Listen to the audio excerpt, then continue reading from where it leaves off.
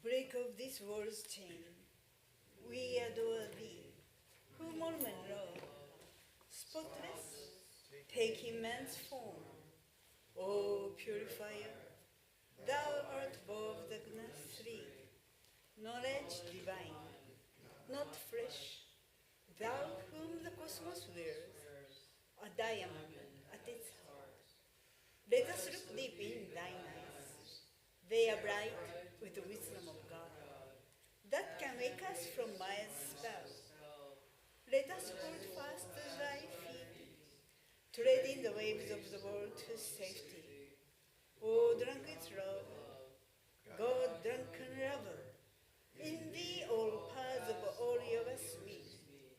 Lord of the world, thou art earth, who art born a child of our time, easy of access to us. O merciful, if we take any hold upon God in our prayer, it is by thy grace alone.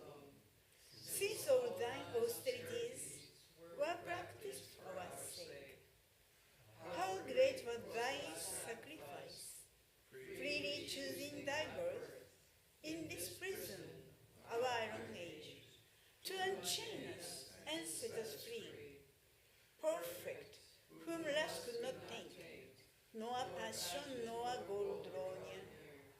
O Master of all holiness, fill our hearts full of love for thee.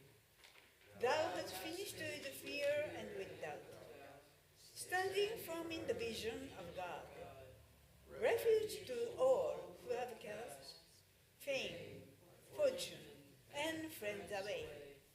Without question thou shelterest us, and the world grace sea in its wrath seems shrunk to the puddle that fills the footprint in the clay. Speech cannot hold thee, nor mine.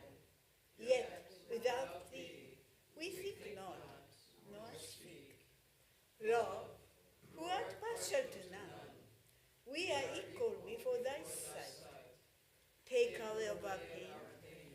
We salute thee, though we are blind.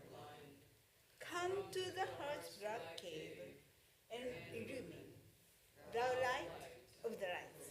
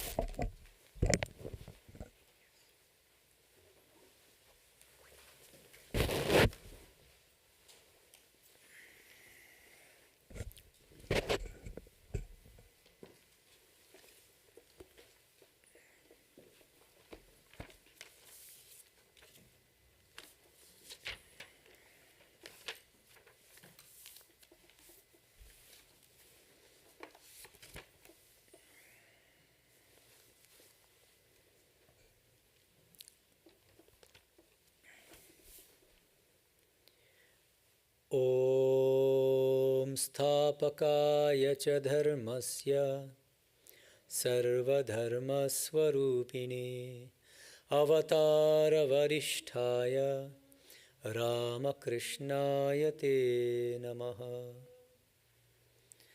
Good evening, everyone. We are celebrating today the birthday of one of the great monastic disciples of Sri Ramakrishna, Swami Advaitananda. He was fondly referred to as Buro Gopal in Bengali, which means the old.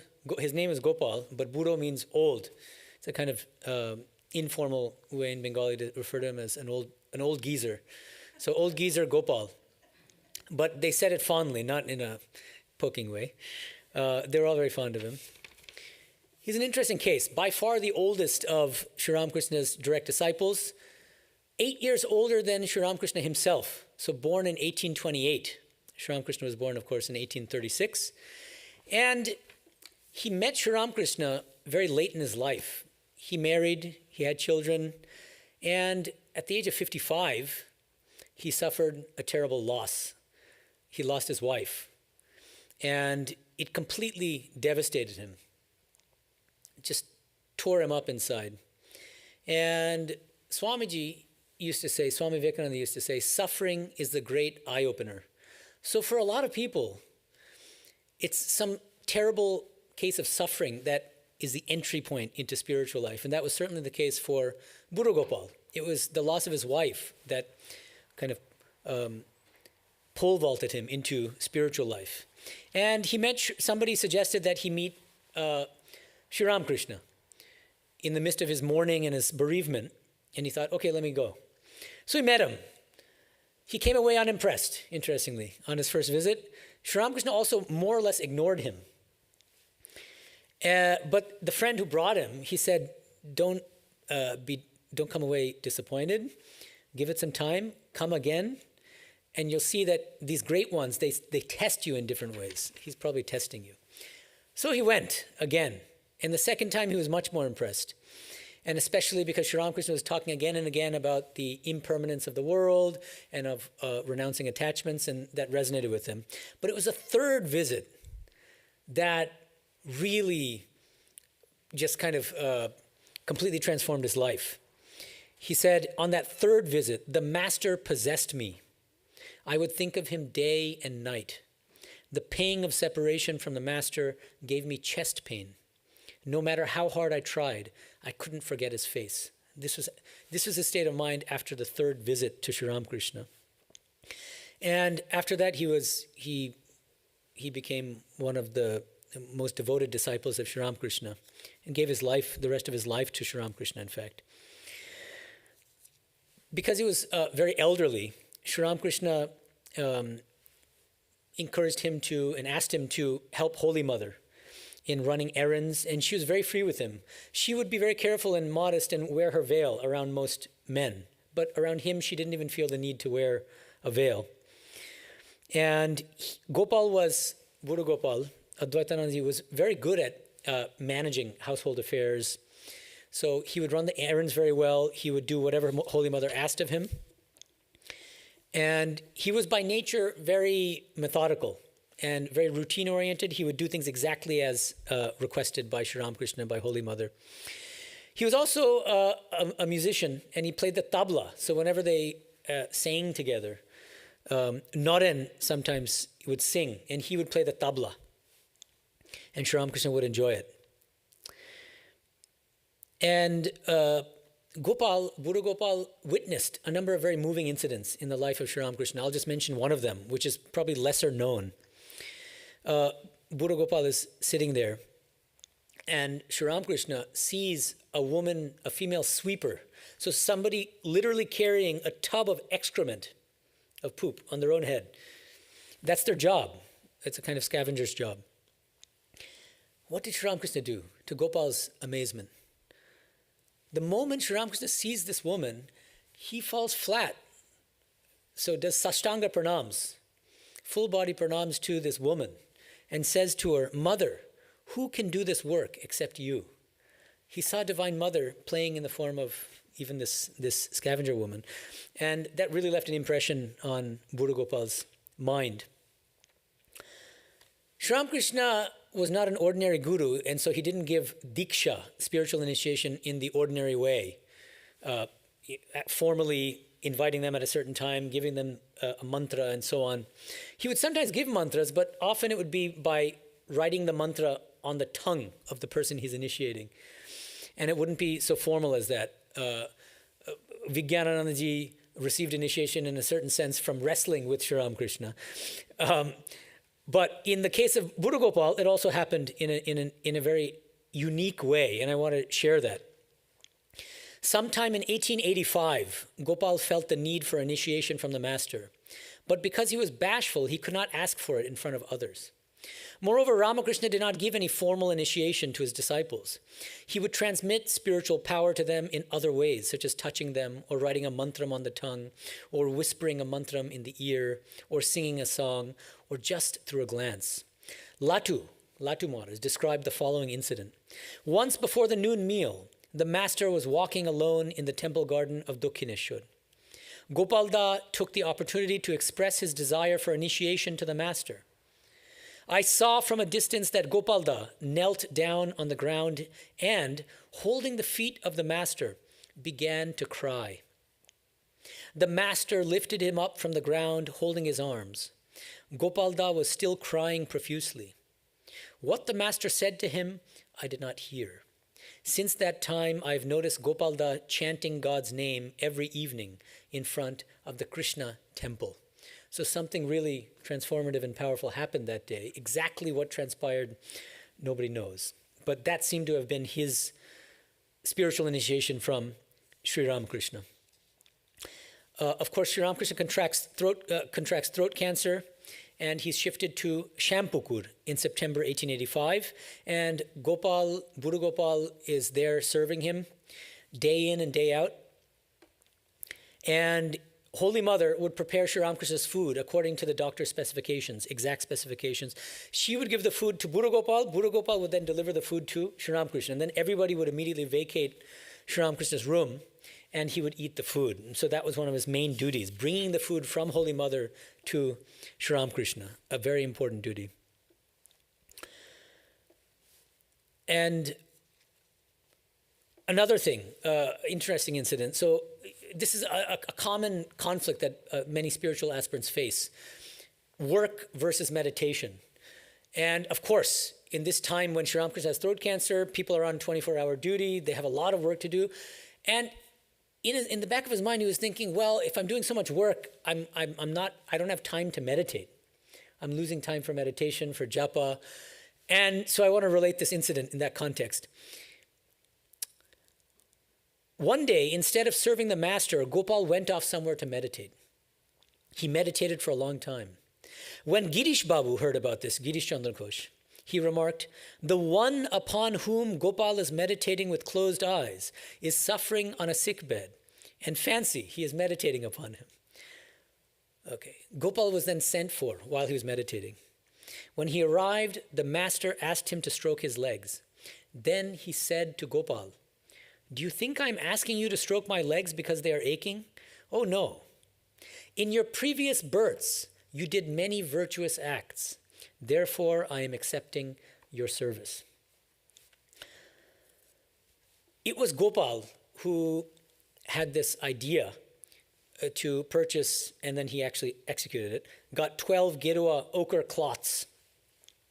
And his original idea was, he proposed this to Sri Ramakrishna, every year monks will gather at a particular holy place during Makar Sankranti, a particular time of the year. And he asked Sri Ramakrishna, so I was thinking of buying these cloths and giving them to these people. And he said, you will attain 1,000 times more virtue if you present those ochre cloths and rosaries, also japamalas, to my children, rather than giving them to the monks of this particular ghat. Where else will you find such all-renouncing monks? Each of them is equal to 1,000 monks. And so, of course, Gopal then gave the cloths directly to Sri Ramakrishna. Sri Ramakrishna then blessed the cloths and then gave them to 12 of the monastic disciples, people who would go on to become all-renouncing monks. The list is Narendra, Rakhal, Niranjan, Baburam, Shoshi, Sharot, Kali, Jogin, Latu, Tarok, and Gopal. And Sri Ramakrishna left the 12th one for Girish Chandra Ghosh. Girish, Holy Mother later said, don't give it to him, but he received the blessing of the cloth from Sri Ramakrishna, even though he remained a householder. Another remarkable incident, 6th May 1886, so just months before Sri Ramakrishna left his body, in Kashipur. Naren is meditating with Gopal in the same room. Suddenly, Narendra felt as if a lamp had begun to burn behind his head. The light grew more and more intense until it seemed that the lamp itself burst. Narendra went into Nirvikalpa Samadhi. It was only him and Gopal there at the time. When after a while he became partly aware of his surroundings, he felt that he had somehow lost his body and was nothing but a head. "Where's my body?" he shouted. Surprised, Gopal came near him. "Where's my body?" Narendra repeated. Touching him, Gopal said, "It is here, Naren, can't you feel it?" But Narendra continued to cry out for his body until Gopal, alarmed, ran to tell the master what had happened. Ramakrishna did not seem at all surprised. "Let him stay like that for a while," he said calmly. "He's been bothering me long enough to put him into that state." So this whole play was orchestrated by Sri Ramakrishna down to the minutest detail. That's the thing that we learn from these kinds of incidents. So Sri Ramakrishna, of course, leaves his body on 16th August 1886. And Advaitanandaji then lives with the other monastic disciples in Boranagar Monastery, where they lived for a while. And they poked fun at him because he was older, and he always took it in a good spirit. I'll give you one example. one night just before bedtime, Akhandanandaji played a prank on Buddha Gopal by replacing his pillow with a brick. And he just wanted to see his reaction and all that. And it was just very interesting how he reacted. He smiled and said to Akhandananda, Ganga, which is the name of Akhandanandaji, Ganga, I know you have done this mischief. Brother, I shall use your precious gift tonight as my pillow. And Akhandanandaji was so touched and also kind of embarrassed. He immediately took the brick away and put the pillow back, and he apologized and said to Akhandanandaji, Brother, you are a real monk, free from anger and ego. Advaitanandaji also then went on pilgrimages to various places. He went to Kedarnath, to Badrinath, Vrindavan. He went to Gaya with Holy Mother in 1890. When she performed her Shraddha ceremonies, the rites for the departed ancestors. So he had a closeness with Holy Mother that was unique, that only a few of the direct disciples shared. And he spent a long time in Varanasi also, in Kashi, and did tapasya austerities there. Then Swamiji called back the wandering monks to Belur and said, we need to gather here and do work to build this new monastery.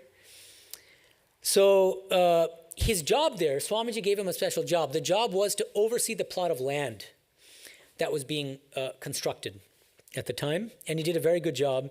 He was also looking after the vegetable gardens. He was looking after the dairy department, making sure that monks were being fed properly, getting the milk that they needed. To the point where Adbhutanandaji, Latu Maharaj, recalled, he said, without Gopalda, the monks of Belur would not have had vegetables along with their rice. He worked so hard to produce various kinds of vegetables in the monastery garden. He was also very strict, though, and he would often scold the youngsters. And the people who received the scoldings didn't mind them, actually. They took it in the right spirit, and they thought they could tell that he loved them. That's why they didn't mind. Nonetheless, suddenly, so even people even these monks like Advaitanandaji, we don't think that they're always in samadhi and this kind of, but they also had very special spiritual experiences. This is one of those occasions. He had a spiritual experience, and he said, after describing that experience later, he said, the Master has shown me that it is he who is manifested through all. Then who is there to blame and whom to criticize? And that spiritual experience really changed his attitude, his demeanor, his behavior with other people, and he didn't scold the youngsters as much as he had done in the past after that experience. So there are many other things I can mention, but I will. How are we doing? We have a little more. But anyway, okay. So in late 1909, he starts having different health conditions, stomach trouble, fever. He's also very old by this point. And one day he stands in front of a picture of Sri Ramakrishna and says, Master, please release me from this pain. And Premanandaji later said, before Gopalda's death, he saw the Master carrying a mace on his shoulder. He then asked, Master, why are you carrying the mace on your shoulder? The Master replied, I am Gadadhar. Gadadhar literally means upholder of the mace. Gada, an epithet of Lord Vishnu. And Gadadhar, of course, was also Sri Ramakrishna's childhood name. It's what his parents called him. And then Sri Ramakrishna says to him in this vision, in this age I shall rebuild after destroying everything. In this age, I shall rebuild after destroying everything. And Chetanandaji here, I'm reading from God Live With Them. Chetanandaji interprets this as, he says, truly Sri Ramakrishna was born in this modern time to destroy doubt and delusion from the minds of the people. So he takes it as a metaphor, destroying the doubt and ignorance and selfishness from our minds, and that's certainly possible. I think that this is a kind of Mahamantra that needs to be reflected on and meditated on. What exactly did Sri Ramakrishna mean when he told Buru Gopal, in this age I shall rebuild after destroying everything? And we can think about it for ourselves. One other possible meaning could be that I think it's striking that God chose to incarnate in the Ramakrishna form as an illiterate, somebody who was not educated. And I think part of the reason might be because we're so intellectually top-heavy in this age, in this post-enlightenment age throughout the world. We're too stuck in our heads. And so Sri Ramakrishna wanted to prove to everybody that you don't need to have any learning to achieve the highest spiritual goal of life. That might also be part of what he was getting at. So on Tuesday, 28th December, 1909, Advaitanandaji passed away quite peacefully at 4:15 in the afternoon. Until the end, he was fully conscious, chanting the name of Sri Ramakrishna. As soon as Premanandaji put a little charanamrita, sanctified water, in his mouth, he breathed his last. Premanandaji wrote a vivid account of his death in a letter. He said, Gopalda has gone to the abode of the master.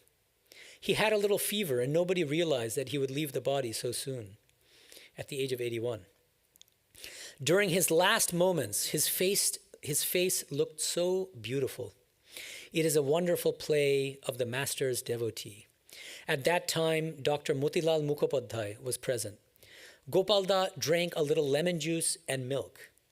He greeted Moti Babu, Dr. Mukhopadhyay. Smiling, he left the body. So this is a beautiful way to go.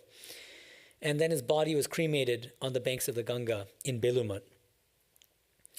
So Advaitanandaji was well respected and loved for his faithful service, his wonderful spiritual qualities, his spirit of austerity, and his general affection for everybody. So let us pray to Sri Ramakrishna, Holy Mother, Swami Vivekananda, and Swami Advaitanandaji to bless us so that we also have that same spirit of service, devotion, and surrender in our own spiritual lives.